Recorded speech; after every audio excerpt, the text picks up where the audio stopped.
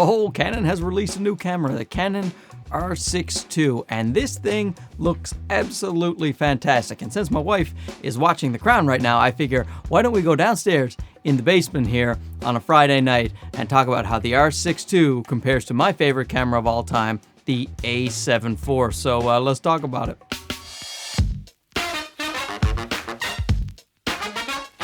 So I own and use the Sony A7 IV that you're looking at right here. I also just recently picked up the Sony FX30 right over here. And this is the little ZV-E10. I got a 3-camera setup in my studio, and that will play in later to the video and things that I find important in a camera system. But first, we'll just talk about the pros and cons of each of the cameras. Now, I don't have a Canon R6 II to show you guys. I wasn't one of the people sent a pre-release version of the camera. I know I look a lot like Peter McKinnon, but sadly, I was lower down on the list than that guy. So I am very familiar, though, with the system. I was just dealing with the Canon R5C for a full calendar month, thanks to Camera Canada, who sent it over, and very familiar with both systems. I can show you in black and white what are some of the major differences, and hopefully that can help you make a more informed decision. Is there anything better on a Friday night than grabbing a nice cold apple juice and talking about cameras? I submit that there is not.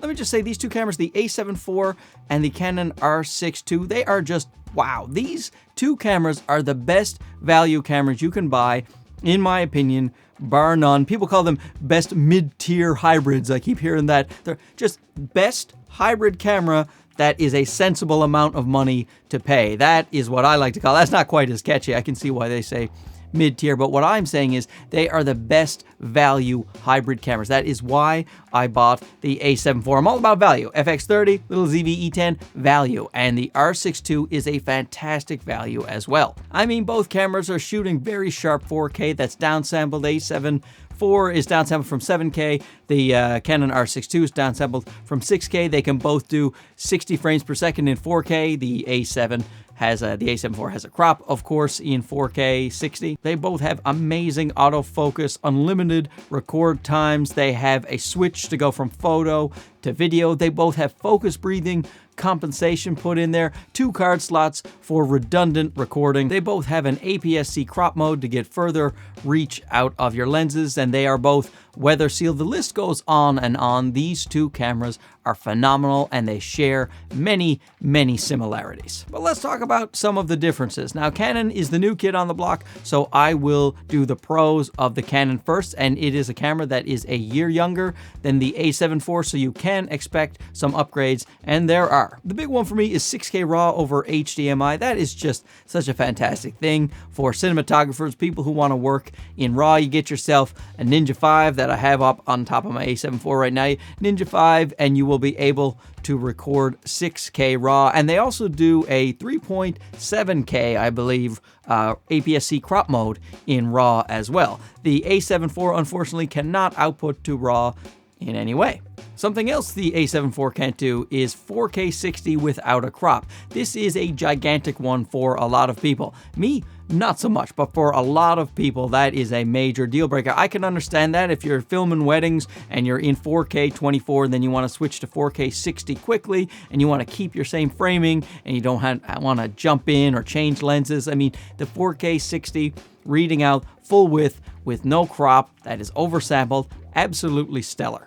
It has a better autofocusing system. From every reviewer that I have seen, they find that the autofocusing system, especially in photos, seems to be better on the Canon. Now, Jordan Drake did say about the tracking in video. The tracking in video wasn't quite as good on the Canon as it was on the Sony, but a lot of the other modes, it is absolutely fantastic. So overall, and I have nothing to complain about with the A7 IV autofocus, is amazing. So the fact that the Canon autofocus seems to be better is shocking. And it has better focusing in low light for photos, down to minus 6.5 EV as opposed to minus 4 for the Sony. Canon claims there's no overheating on the R6 II. In 24, 25, and 30 frames per second, you can just shoot as long as you want, is what they say, and it appears to be true. Now, I haven't had any overheating issues on the A7 IV, but I do know that some people have had them, so I will definitely give the nod to Canon. If it never overheats in those modes, then that is great.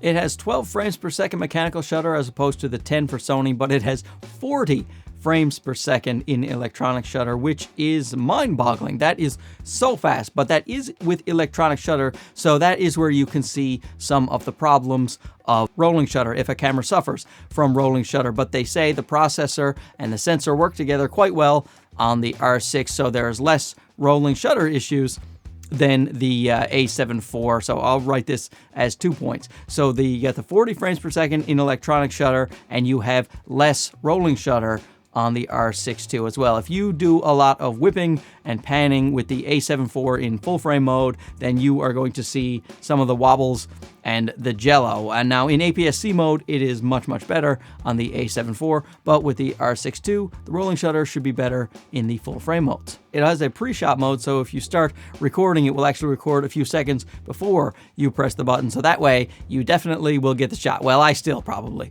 won't get the shot, but you guys out there, you'll get it. It has better IBIS than the Sony, but I'm going to put an asterisk by this, because while I find the in-body image stabilization is better on the Canons, especially with photos and things like that, Sony, with their electronic stabilization, they do a pretty good job. And when you have wide lenses on a Canon camera, and the R6 II seems to be the same, you are going to get the wobbles in the corner as the image stabilization tries to correct there. Peter McKinnon talks about that all the time. And the R6 II, it does have that. It looks like it's a bit improved, but when you go on a really wide lens and you walk around with the R6 II, you're going to see some wobble in the corner. So if you're somebody who plans to get this camera and walk around vlogging, that is something to be aware of. Oh, this is a big one for me, the focus bracketing. On Nikon cameras, they've had this for a while, where you can basically, instead of having to focus stack later in post, you can focus bracket so that the camera will take pictures from close to infinity or however you set it up, and then you can have your picture right there in the camera instead of having to do it yourself in post. And I think that would be great to have on my A7 IV. I would love focus bracketing. And it also now has a panorama mode, which is, that's hard to say, panorama mode, but it's kind of like the iPhone, the way it goes, and you can just follow the arrow across. So that will be very useful to people who want to take a big panorama without having to stitch it together themselves. And even though I've mentioned the autofocus, this one here I'll mention again as something different, and that is the face-only autofocus. I love this a lot on the Canon R5C. So when you leave the frame, and if you have it on face only, and say you're interviewing someone, the autofocus won't go right to the back. It will stay where that face was. So when it comes back into frame, it will stay on the face. And you don't get that distracting pulse from, the autofocus shifting from the subject to something else once you leave the frame. I think that is super cool, and I love the Canon cinema cameras that do that. So now it's cool that it is on the R6 II. Something else that's super cool is false color. The Canon R6 II has false color, which is really great when it comes to trying to expose your scene properly. There aren't that many cameras that do false color that aren't cinema cameras. I mean, some of the Panasonics and the Blackmagics, but the Sony, I don't know of any that do it unless you go way up in their cinema line. So even this FX30, where's your false color, huh?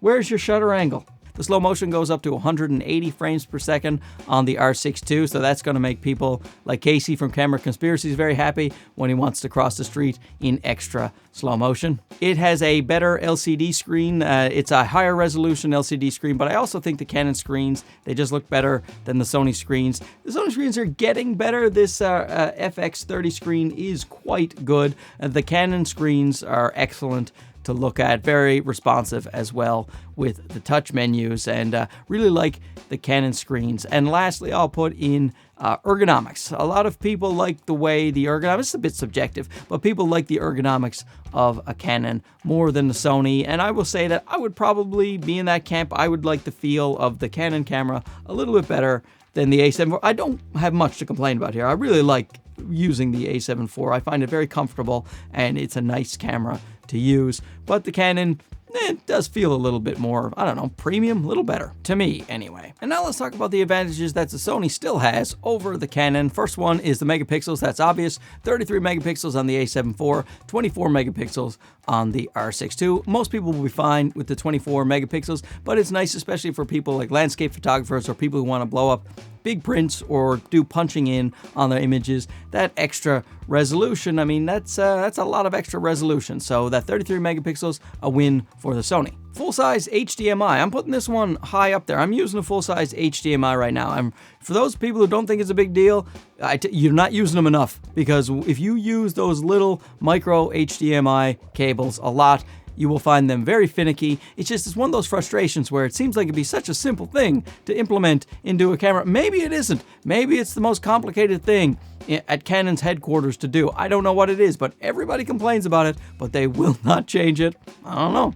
The Sony has a much better white balancing system, and this makes a really big difference in the field. I switch my white balance a lot, and when I have Canon cameras, I have to take a picture of the white balance in photo mode and switch it back over. It's a pain in the butt, and it is not an easy implementation. I don't know why they don't do something like they have on the R5C or their cinema cameras, where they have a one-touch white balance, and like the Sonys have. It is, when you change white balance a lot, which I definitely do, that is just, it's such a slowdown to try to do that white balancing that the way Canon has it, that antiquated system that they use. The histogram and the leveling function, they stay on the LCD screen when you start recording video. It's something Jordan Drake talks a lot about on DP Review. On the Canon cameras, when you press record, your histogram disappears, and so does the little level to tell you if you are level. Now, perhaps you could still use the false color, I don't know. I'm not sure if that turns off. They didn't give me a pre-production unit, but I do know that it's annoying to lose the histogram and the leveling function as well. Gyroscopic data. This is something I haven't heard anybody mention at all. I guess nobody cares about it but me, but I think it's a really big deal. You can use Catalyst Browse or the paid version of Catalyst Prepare if you want to output 10-bit. I do pay for Catalyst Prepare myself. So it records the gyroscopic data in the camera itself, and then you can get gimbal-like footage without a gimbal. So anytime I'm out walking around, vlogging my gorgeous face, I will use the Catalyst Browse or the Catalyst Prepare when I'm on the A7 IV and I want 10-bit. I will use those two things and get really smooth footage. It should have better dynamic range in video. I'm going to put a question mark here because I haven't seen the definitive tests on that, but I do know that the A7 IV will shoot in S-Log3 and it has excellent dynamic range, whereas the R6 II is only going to be able to shoot in C-Log3, which doesn't have quite as much dynamic range as C-Log2, and I just don't think that the R6 II will have quite the dynamic range of the A7 IV. Clear image zoom. This is something that the Sony can do in 4K, where you can actually zoom in digitally, and it does a fantastic job of upscaling that zoomed in footage, so effectively you can get extra reach out of your lenses with minimal to no quality loss, at least to my eyes, but I am pretty old.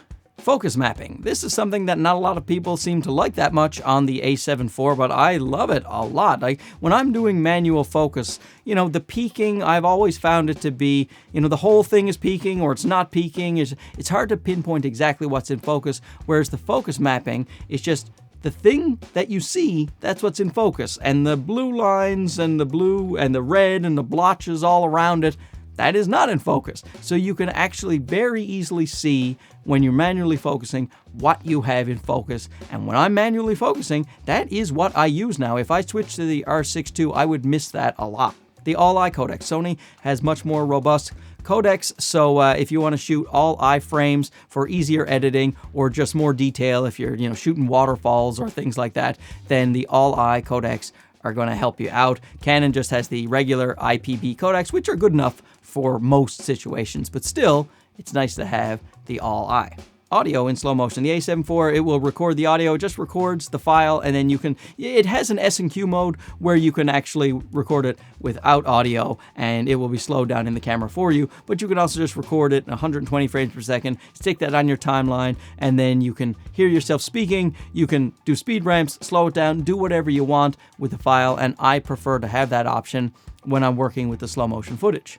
has the CFA express card possibility, and so that will help you clear your buffer faster and also faster for file transfers. Now, they are much more expensive, but for people who want that faster buffer, faster file transfer, well, there you go. Now, the last advantage for the A7 IV to me is the biggest one, and that is the lens selection. Sony not only has a huge lens selection, but they also have a lot of third-party lens selection that works extremely well. The autofocus is just as good because Sony has opened their mouth and they let people do what they want. And so right over here, this is a Sigma 16mm. This right over here is a Viltrox 13mm, and on the camera in front of me is the 24mm G Master. I just mix and match because you can do that with the Sony lineup. Canon is not letting the third-party manufacturers make autofocus lenses, and that is really too bad, because the thing is, you have to think of the ecosystem. It's not just necessarily one camera and one lens that you are buying, because maybe you can buy the R6 II and you can find the lenses you're looking for. But the thing is, what about if you want a second angle or a third angle? Because you got to have 3 angles to do a YouTube video on a Friday night while your wife is watching The Crown. But, you know, a lot of people need multiple angles, which means you need multiple lenses. And if I have to buy expensive L-series lenses for all of the cameras, this would not be possible right here. The Sigma lens here is $374, $400 for the Viltrox lens over here. Now, the G Master, that is $1,400 US. So that's getting up there in the L price category. But you see what I'm saying is that if you want multiple cameras and multiple bodies and you don't have the options of some cheaper lenses, it's just, and with these APS-C specific lenses for these cameras, it's just, the lens selection is so great and so filled out. I love it very much. It is the primary reason that I continue to go with Sony. And people say, well, you can adapt the lenses. Sure, you can adapt some lenses with varying amounts of success, but I don't want to buy an R6 II and then go buy lenses that are not for that camera. I'll buy an adapter and lenses that aren't for that camera. And they introduce things like focus breathing compensation in the R6 II, and that will only apply to the RF lenses. So if I go adapt an EF lens, I'm not going to get my focus breathing compensation. So I'm going to only want RF lenses, and since my last name is not Rockefeller, I am not going to be able to buy multiple camera bodies and multiple lenses in any sensible fashion. Now, that is just for now. As Canon fills out their lineup, they may get good glass that is affordable and will solve all of the problems, because that R6 II, boy oh boy, that camera, that's the only camera that I have been tempted by besides this A7 IV. Like, the A7 IV for me is like, this is the camera for me. There's no bones about it. This is the one that suits me perfectly. And the R6 II is a lot like this camera. So I think you are going to be extremely happy with whichever camera you pick. You just have to decide what is right for you. Well, anyway, my apple juice is almost done. I'm kind of curious about what old Prince Philip is up to on The Crown. So thanks for watching this, and we'll talk to you again soon. Okay, bye-bye.